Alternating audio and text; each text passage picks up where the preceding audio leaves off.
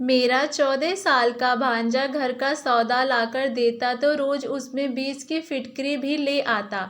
शर्म के मारे मैं उसे इस हरकत की वजह भी ना पूछती और फिटकरी लेकर किचन में कैबिन में रख देती। 1 महीने बाद किचन में फिटकरी का देर लग गया। आखिर एक दिन मैंने भांजे को बुलाकर उसकी वजह पूछी तो मेरे होश उड़ गए। उसे रात को मेरे 14 साल के भांजे ने दर्द से मेरा बुरा हाल था। मेरी ऐसी हालत थी कि मुझे घर का कोई काम भी नहीं हो रहा था। सारा घर बिखरा पड़ा था। बर्तनों का ढेर एक तरफ जमा था, किचन में दूसरी तरफ मैले कपड़े धोने को पड़े थे। ये सारे काम अगर मैं थोड़ी सी देरी से कर लूँ तो भी मसला नहीं था, लेकिन मसला तो सारा खाने का था। खाना बनाना वे ऐसे काम था जो मुझे वक्त पर करना होता था, हर हाल में, चाहे कितनी ही तकलीफ में क्यों ना हो। मैं इस घर में अपने पति के साथ रहती थी। मेरी शादी को काफ़ी समय गुजर चुका था, मगर औलाद को तरस रही थी। मेरे पति की रिपोर्ट सही नहीं थी, जिसकी वजह से वे भी खामोश थे, वरना अब तक तो वे भी मुझे छोड़कर दूसरी शादी कर चुके होते। मेरी सास तो ये बात मानने को ही तैयार नहीं थी कि दिक्कत मुझ में नहीं उनके बेटे में है। इतनी ज़्यादा भी दिक्कत नहीं थी, वे थोड़ी बहुत दवा से ठीक हो सकते थे, लेकिन मेरे पति की एक ही जिद थी कि डॉक्टर झूठ बोलते हैं, मैं बिल्कुल ठीक हूँ। मैं भी चुप हो जाती। जिंदगी यूं ही गुजर रही थी। मेरे पति सुबह काम पर चले जाते और शाम को देर से वापस आते। मैं सारा दिन घर में अकेली रहती। घर का सामान भी मैं खुद ही लेकर आती। मेरे देवर इस तरह का कोई काम नहीं करते थे, बल्कि वो तो मुझसे बात ही नहीं करते थे। न जाने उनके दिमाग में क्या चल रहा था, वे क्या चाहते थे, मुझे आज तक समझ नहीं आया था। वे बिल्कुल खामोश रहते थे, अपने अंदर के राज किसी को बताना नहीं चाहते थे, शायद अपनी पत्नी को भी नहीं। लेकिन इतना तो मैं समझ गई थी कि वे औलाद की वजह से परेशान हैं, मगर कभी जाहिर नहीं किया। शायद अंदर ही अंदर वे खुद को कसूरवार समझते थे। लेकिन कुछ समय से मेरी तबीयत खराब रहने लगी थी। नाभि के नीचे अजीब सा दर्द उठता था। 2-3 महीने तक तो ये दर्द हल्का था, लेकिन अब बढ़ता जा रहा था और फिर मेरे लिए बिस्तर से उठना भी मुश्किल हो जाता था। मैं 2-3 दफ़ा अपने पति से अपनी तबीयत का जिक्र भी किया, लेकिन उन्होंने ध्यान नहीं दिया। मैं भी खामोशी से दर्द बर्दाश्त करती रही। दर्द की गोली खा लेती तो थोड़ा सा आराम मिल जाता था, लेकिन फिर वही दर्द शुरू हो जाता था। मेरी सबसे बड़ी परेशानी ये थी कि मुझे औलाद नहीं थी। अगर मैं बीमार पड़ जाऊं तो मेरा ख्याल रखने वाला कोई भी नहीं था। मेरे पति बीमार होते थे तो मैं उनका ख्याल रखती थी, लेकिन अगर मुझे सर दर्द भी हो जाए तो कोई पानी देने वाला भी नहीं होता था। एक दिन अचानक दूसरे शहर से मेरी बड़ी बहन आ गई। वे किसी रिश्तेदार की शादी में आई थी और वापसी पर मेरे घर भी आ गईं, तो वे मुझे देखकर परेशान हो गईं। शाम का समय था और मेरा दर्द बढ़ता जा रहा था। जब दरवाजे पर बैल बजी, मुझ में इतनी हिम्मत नहीं थी कि मैं उठकर दरवाज़ा ही खोल लेती, लेकिन शाम के वक्त मेरे पति आते थे, इसीलिए मुझे उठना ही पड़ा। मगर सामने अपनी दीदी को देखकर तो मैं खुश होने के साथ साथ हैरान भी थी। दीदी ना जाने कब से बैल बजा रही थी। आते ही कहने लगी, तुमने दरवाज़ा इतनी देर से क्यों खोला?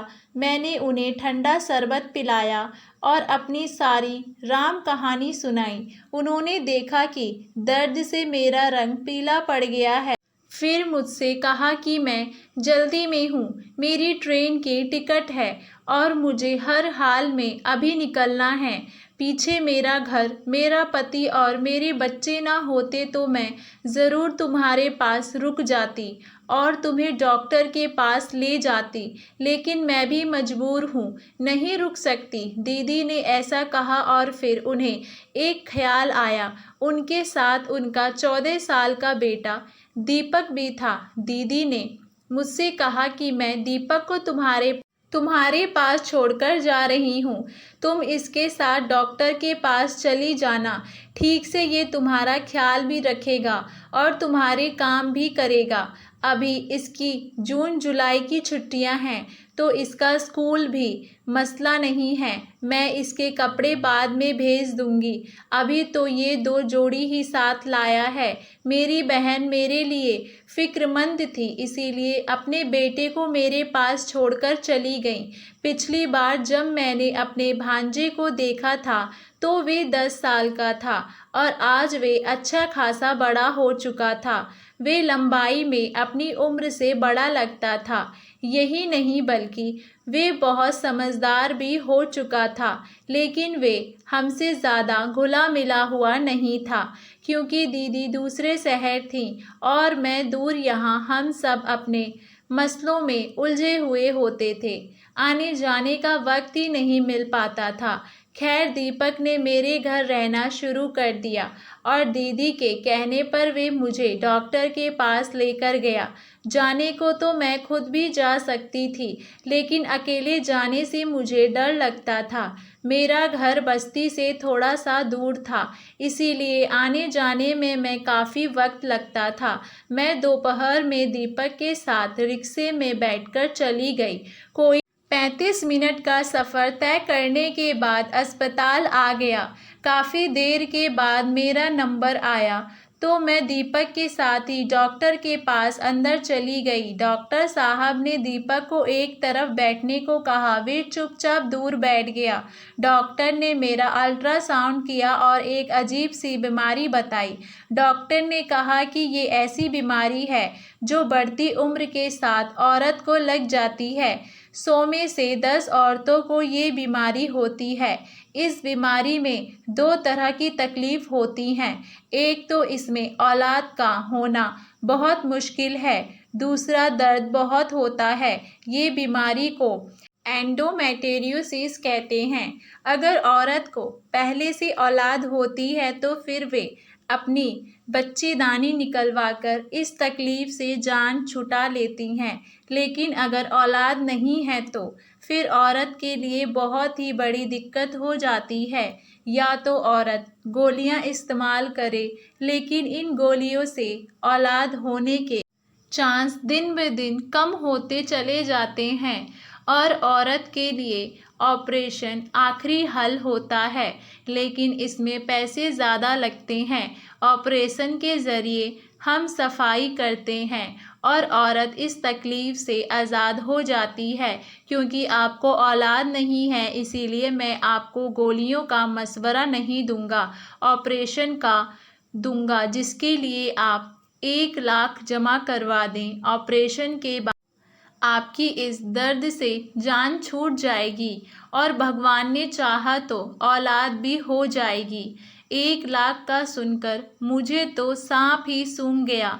इस महंगाई के दौर में अपना पेट भरना ही मुश्किल हो रहा था, तो मैं 1 लाख का बंदोबस्त कहाँ से करती। मैं बिना कुछ कहे खामोशी से उठकर वहाँ से चली आई।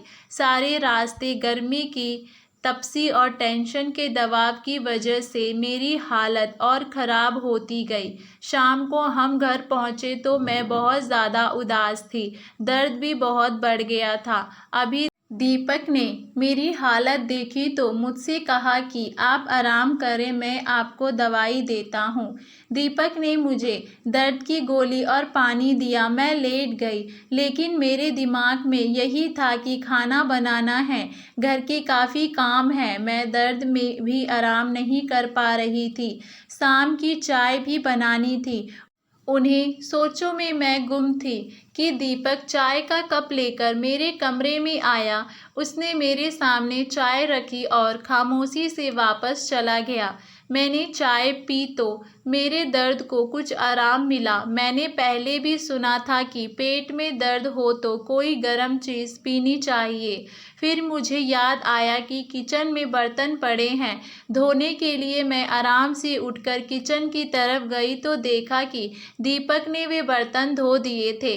मैंने हैरानी से उसकी तरफ देखा तो उसने कहा कि मुझे आदत है, मैं माँ की भी काम में मदद करवा दिया करता था। आपको खाना बनाने की कोई ज़रूरत नहीं, मुझे पैसे दे दो, मैं बाज़ार से खाना ले आता हूँ। दीपक की बातें मुझे हैरान कर रही थी। वे छोटा सा बच्चा किस कदर समझदार था, जैसे कि कोई 20 या 22 साल का लड़का हो। कुछ बच्चे वक्त से पहले समझदार हो जाते हैं, दीपक भी उनमें से ही एक था। मैंने कहा कि नहीं, मेरे पति को बाजार का खाना पसंद नहीं है, मुझे हर हाल में घर पर ही बनाना है। तुम बस मुझे सामान लाकर दे दो। मैंने उसे पैसे दिए और वे सौदा लेने चला गया। थोड़ी देर बाद वे वापस आया तो मैंने सामान चेक किया। सब पूरा था, लेकिन एक अजीब सी चीज़ थी जो सामान के साथ ही थी।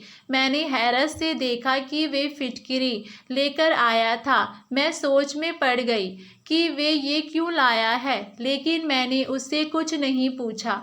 मुझे लगा वे गलती से ले आया है, लेकिन ये एक बार नहीं हुआ, रोज़ाना ही अब ऐसा होने लगा था। मैं उसे कुछ भी मंगवाती तो वो 20 रुपए की फिटकिरी ज़रूर लेकर आता था। मैं वे फिटकिरी किचन के कैबिन में रख देती थी, यहाँ तक कि मेरे पास फिटकिरी का ढेर लग गया था। दीपक मासूम सा लड़का था और मुझ में इतनी हिम्मत नहीं हो रही थी कि मैं उससे ये पूछ सकूं कि वे आखिरकार ये फिटकिरी सामान के साथ क्यों लेकर आता है। दीपक के आने से सिर्फ मुझे ही नहीं बल्कि मेरे पति को भी आसानी हो गई थी। उन्हें भी अगर कुछ मंगवाना होता तो वे दीपक को भेज देते थे, वरना पहले तो वे ऑफिस से थके हुए आते थे और कोई काम आ जाता तो उन्हें खुद ही दुकान पर जाना होता था, जो कि उनके लिए बहुत ही बड़ी मुश्किल का काम था। बे औलाद जोड़ों का दर्द शायद ही दुनिया में कोई समझ सकता है कि वे किस तरह की ज़िंदगी गुजार रहे होते हैं। मेरे पति में तो कोई कमी थी, लेकिन अब मेरे अंदर भी तरह तरह की बीमारियां पैदा हो गई थीं और मेरे पास ऑपरेशन के लिए पैसे नहीं थे और गोलियां मैं खाना नहीं चाहती थी। जहां दीपक ने हम दोनों पति पत्नी के लिए इतना सारी आसानी कर दी थी, वहां पर एक बहुत बड़ा मसला भी मेरे लिए खड़ा कर दिया था और वे मसला था फिटकिरी का मसला। मैंने सुना था कि फिटकिरी को औरतों की काफ़ी बीमारियों के लिए इस्तेमाल किया जाता है। इसी वजह से मैं शर्म के मारे अपने भांजे से पूछ नहीं पा रही थी कि वे फिटकिरी क्यों लेकर आता है। क्या उसने मेरी और डॉक्टर की बातें सुन ली थी? मैं यही सोच सोच कर थक चुकी थी। दिल करता था उसे मना करूं कि ये चीज़ ना लेकर आए, लेकिन मैं कुछ भी नहीं कर पा रही थी। एक दिन मैंने हिम्मत करके दीपक से फिटकिरी के बारे में सवाल किया तो उसने मुझे ऐसी बात बताई कि मेरा आह निकल गई और दीपक की बातों को सोचती रही। इसका मतलब है कि वे रात को हम दोनों पति पत्नी की बातें सुनता था। मुझे अजीब सी शर्मिंदगी ने घेर लिया था। मैं दीपक की बात सुनकर इस कदर शर्मिंदा हो गई थी कि मेरा दिल कर रहा था कि ज़मीन फट जाए और मैं इसमें समा जाऊं। मेरे दिमाग में भी नहीं था कि वे मेरे ऐसे राज को जान गया है जिसे मैं सबसे छिपाती थी। उसने मेरे और मेरे पति की बातें सुन ली थी और इसीलिए वे मुझे रोज़ाना फिटकिरी लाकर देता था, लेकिन कहने की हिम्मत नहीं कर पाता था कि मैं इसे इस्तेमाल करूं। मैंने कमरे का दरवाज़ा बंद किया और फूट फूट कर रोने लगी। एक तरफ औलाद की परेशानी थी तो दूसरी तरफ ये मसला ये ऐसी शर्म की बात थी कि मेरे भांजे को मुझे कहते हुए शर्म आ रही थी और मुझे उससे पूछते हुए थोड़ी देर बाद दीपक ने दरवाज़ा खटखटाया। उसने मुझसे कहा कि वे सुबह वापस जा रहा है अब और यहाँ नहीं रह सकता। मैंने कुछ ना बोला। मैं इतनी शर्मिंदा थी कि उसे यहाँ तक कि ना कह सकी रुक जाओ। सुबह दीपक वापस चला गया। उसके यहाँ होने से मुझे जहाँ बहुत सारी आसानी थी वहाँ पर बहुत सारी परेशानियाँ भी जन्म लेती जा रही थी।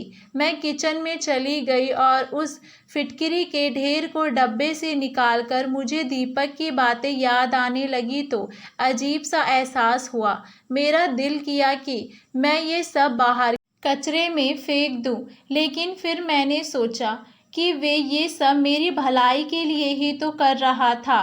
कौन सा उसने कुछ गलत कहा था। मैंने एक फिटकरी उठाई और नहाने के पानी में डाल दी। थोड़ी देर बाद वे खुल गई तो मैंने उसे स्नान किया। मैं काफ़ी दिनों तक फिटकरी वाले पानी से स्नान करती रही और मेरी बीमारी ख़त्म होती चली गई। मेरी यही बीमारी थी कि मुझ में बहुत ज़्यादा बदबू थी। मैं अकेली रहती थी इसीलिए कोई इस बदबू को ज़्यादा महसूस नहीं कर पाता था, लेकिन मेरा पति तो मेरे साथ रहता था। मैं खुद को साफ सुथरा रखने की कोशिश करती थी, लेकिन ये एक बीमारी थी। रोज़ाना फिटकरी वाले पानी से नहाने के बाद मेरी ये बीमारी आहिस्ता आहिस्ता दम तोड़ती चली गई और मेरी ज़िंदगी आसान हो गई, क्योंकि रोज़ाना रात को मैं अपने पति के ताने सुनती थी जो मुझे यही कहता था कि मुझे बहुत ज़्यादा बदबू आती है। एक रात मेरा पति इसी तरह की बातें मुझसे कर रहा था कि दीपक ने सुन लिया और उसने बताया कि उसके बाद रोज़ाना वे फिटकरी लेकर आता था ताकि मैं उसे नहाकर इस बीमारी से जान छुड़ा सकूं।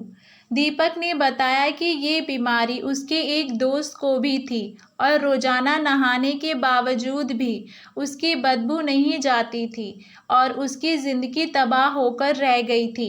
वे दोस्तों में बैठने के काबिल नहीं रहा था। हम सब भी उससे दूर ही रहते थे इसकी बदबू की वजह से। फिर किसी वैद्य ने मेरे दोस्त को फिटकरी वाले पानी से नहाने का मशवरा दिया। जैसे ही मेरे दोस्त ने फिटकरी वाले पानी से नहाना शुरू किया तो उसकी ये बीमारी ख़त्म हो गई। मैंने महसूस किया कि मेरे पति की बदबू वाली शिकायत ख़त्म हो गई थी। मैं हैरान थी कि कैसे वो मेरा मसला समझ गया और उसने मेरी मदद किया, वरना मुझे तो महसूस हो रहा था कि मेरी औरतों वाली बीमारी के बारे में उसे खबर हो गई है और इसीलिए वे फिटकरी लेकर आता है। इसी शर्मिंदगी की वजह से मैं उससे सवाल तक नहीं कर पा रही थी, लेकिन दीपक के चले जाने के बाद मुझे ऐसा महसूस हुआ कि ज़िंदगी में औलाद का होना कितना ज़रूरी है और औलाद के बगैर ज़िंदगी कितनी मुश्किल होकर रह जाती है। मैंने अपने सोने के कंगन अपने इलाज के लिए बेच दिए और ऑपरेशन करवाकर उस दर्द से भी जान छुड़वा ली। फिर मेरी दीदी ने मुझसे बात की। उन्होंने कहा कि उन्होंने वैद्य जी से दवाई ली है जो मुझे अपने पति को रोज़ाना रात को दूध में मिलाकर देनी है। मेरे लिए आसानी हो गई थी क्योंकि मेरे पति को सोने से पहले गर्म दूध का गिलास पीने की आदत थी। मैंने खुद भी दवाई ली और अपने पति को भी उसके बताए बगैर दूध में दवा मिलाकर देती रही। 6 महीने इस्तेमाल करने के बाद मुझे पता चला कि मुझे यकीन नहीं आ रहा था कि मैं माँ बनने वाली हूँ। मसला इतना बड़ा नहीं था, सिर्फ मेरे पति को थोड़ा सा इलाज करवाना था, सिर्फ जिसके लिए वे तैयार नहीं हो रहे थे। लेकिन ईश्वर ने मेरी झोली भर दी थी और मुझे बेटा दे दिया था। मेरे पति ने मुझसे कहा कि वे समझ गए थे कि मैं उन्हें दूध में दवा मिलाकर देती हूँ। उन्होंने वे दवा देख ली थी, इसीलिए खामोशी से लेते रहे, क्योंकि दीपक के जाने के बाद उन्हें भी एहसास हो गया था कि औलाद के बगैर इंसान की कोई ज़िंदगी नहीं और औलाद कितनी ज़रूरी है ज़िंदगी के लिए। मेरे पति ने कहा कि वे अपनी मर्जी और खुशी से दवा लेते रहे, क्योंकि उन्हें भी औलाद चाहिए थी। आपको हमारी कहानी कैसी लगी, हमें नीचे कमेंट बॉक्स में अपनी राय ज़रूर बताइए और हमारे चैनल को लाइक शेयर